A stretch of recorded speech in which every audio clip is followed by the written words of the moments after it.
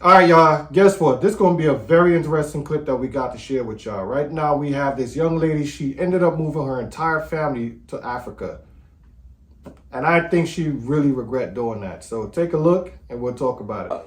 I'd rather go back to America and deal with the racism in America before I sit here in Africa and deal with the bullshit bribery, the bullshit fraud, the bullshit scams, the bullshit too expensive, the bullshit not having no snacks, the bullshit not having no food, the bullshit electricity, the bullshit hot water, the bullshit what's that shit called that be coming down?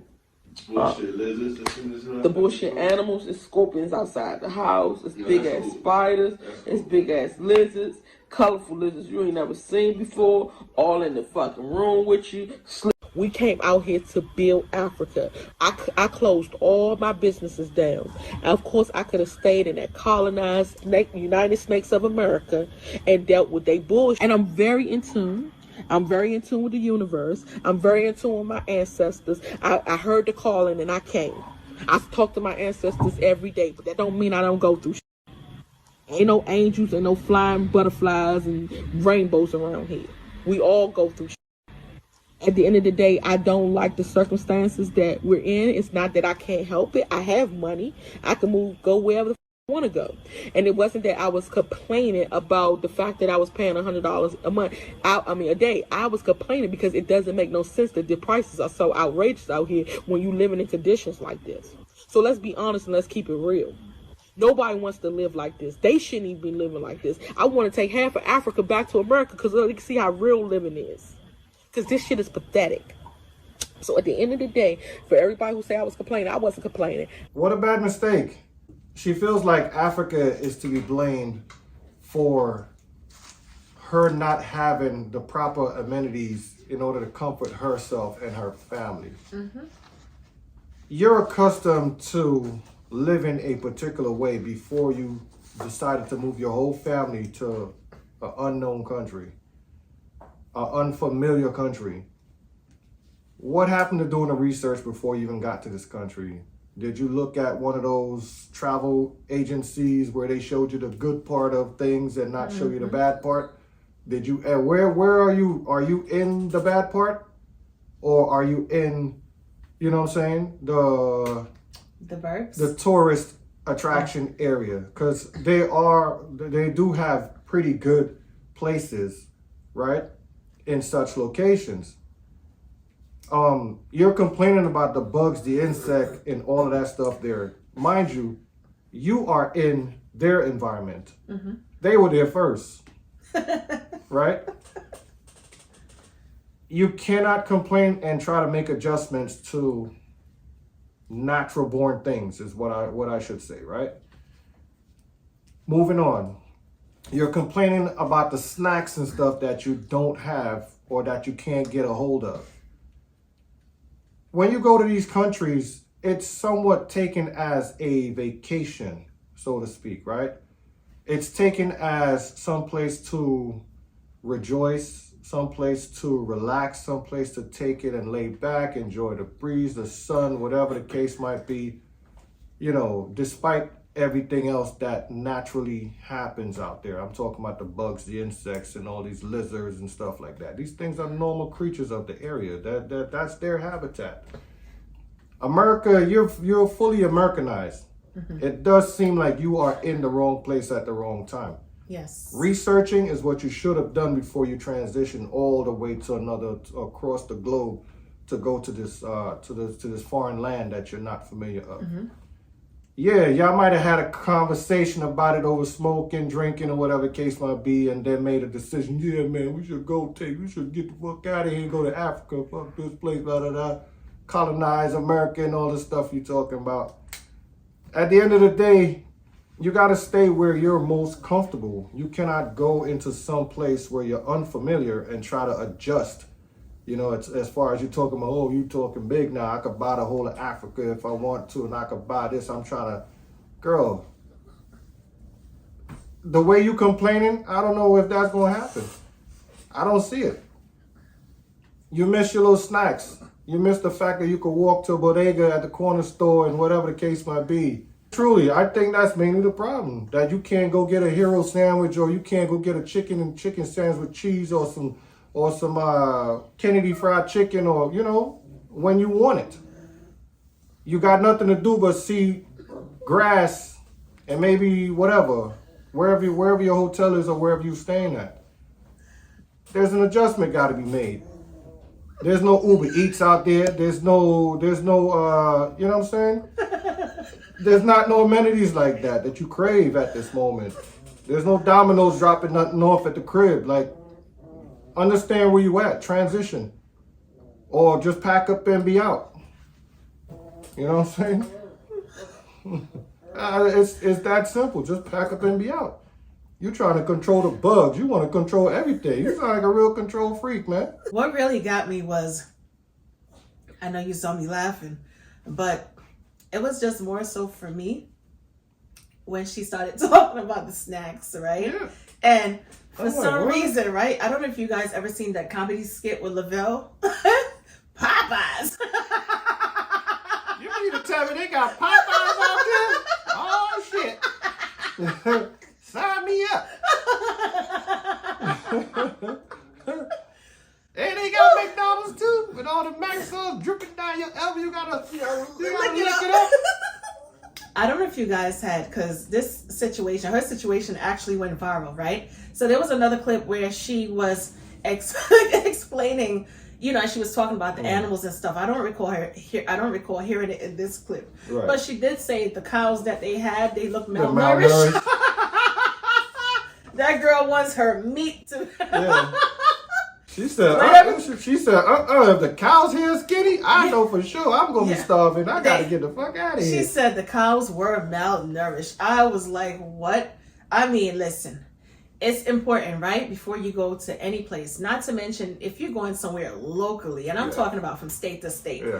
Yeah. Even at that point, you need to do research, let alone A lot of research. going from a state to a country. She told me she moved out there. Yes. She didn't even. Packed up the that's whole not family. a vacation. She had to be fed up to pack up the whole family and shit. leave. Now, you ended up in a country that's a tropical country. For sure. Okay. Fruits and berries. By the equator, hot as anything, There you very, go. very hot. There you go. And a tropical environment comes with a lot. It comes with, like you said, fresh fruit. A lot of okay, bugs. in certain islands and in certain countries and in certain tropical places, Mm-hmm. people are, and I'm gonna say it, they are more healthy because they rely on vegetation, Yeah. right? Provision, so to Yeah. speak. They rely on fruits and what you guys would refer to as potatoes and they call it provisions in other countries and stuff like Yes. that. Yams and yucca and cassava and stuff like that. So Yes.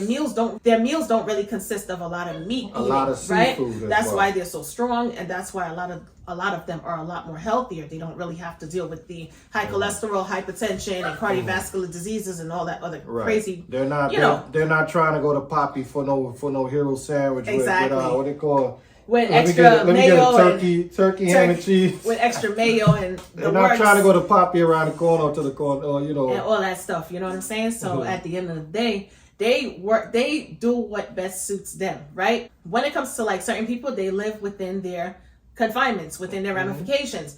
You know what I'm saying? You're saying that a cow is starving. At the end of the day, a lot of people out there do not eat meat. And the ones who do eat meat, they don't have a problem with their cow being a little thin.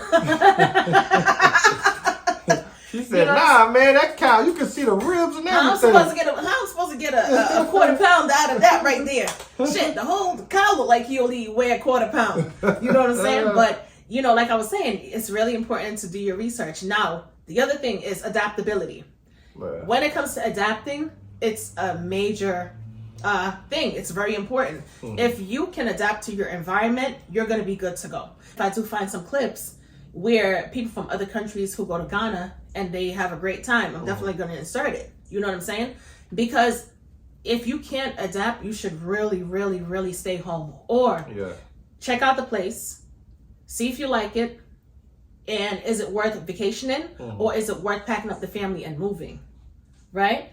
Because from what I hear from when it comes down to, like, for instance, let's just say it, like people from the islands move into Ghana, the adaptability is not a problem. because it's a lot of similarities. Right. So adaptability is key in this situation.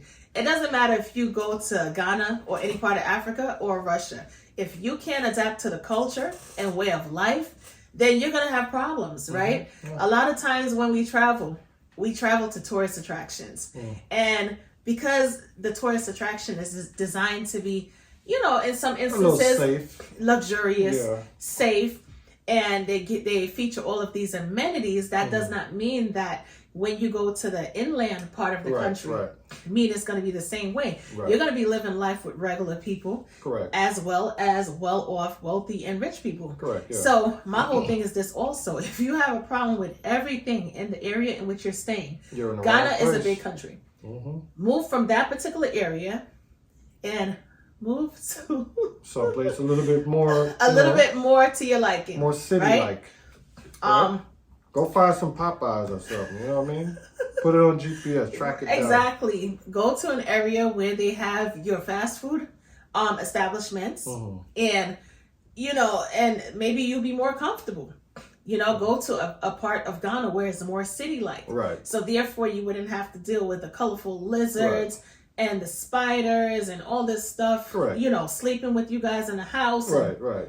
whatever. But you know. don't stay there and stress out. But, you know, don't, like my husband Right. said, don't stay there and stress out, nor make crazy videos talking about a person's country. Right. That is bad. It's Right. not bad. You know, you can't adapt to it, then that's a you situation. You know, unfortunately, sorry to say. But I hope everything works out in your favor at some Correct. point. Correct. You say that you miss America and you rather deal with the racism in America.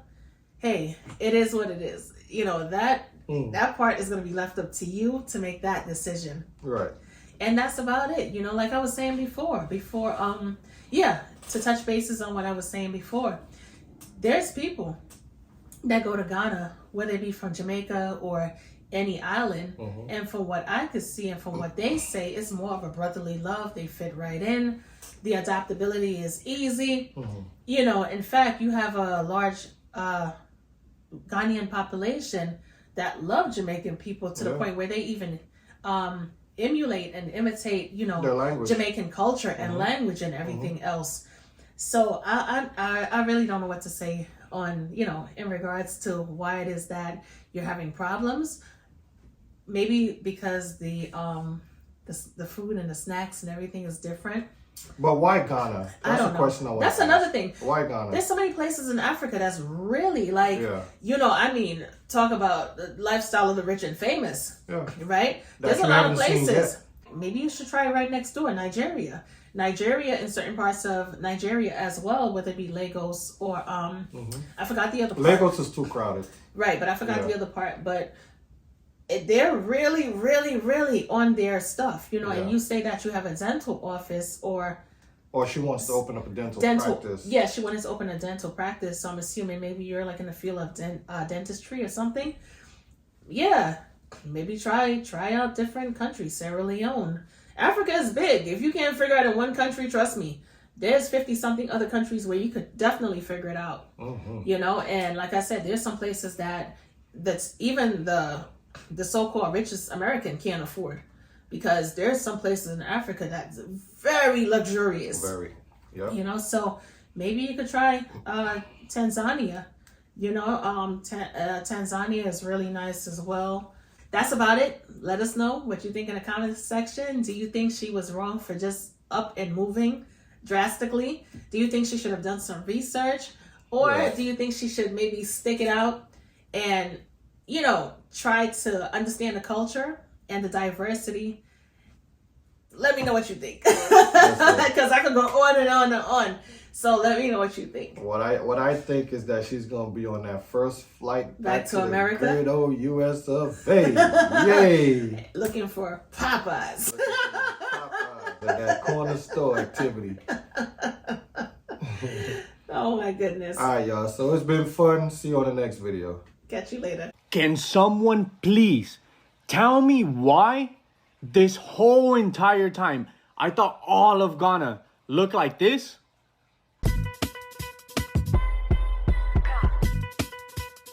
But bro, I just literally saw a video of what Ghana actually looks like.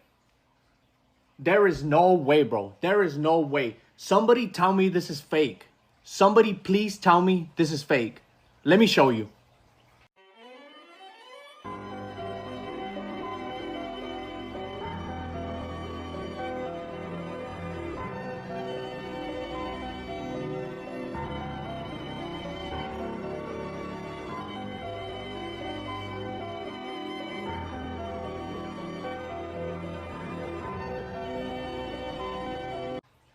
Wait, what? There is no freaking way, bro. There is no way Ghana looks like that. Someone tell me that is real.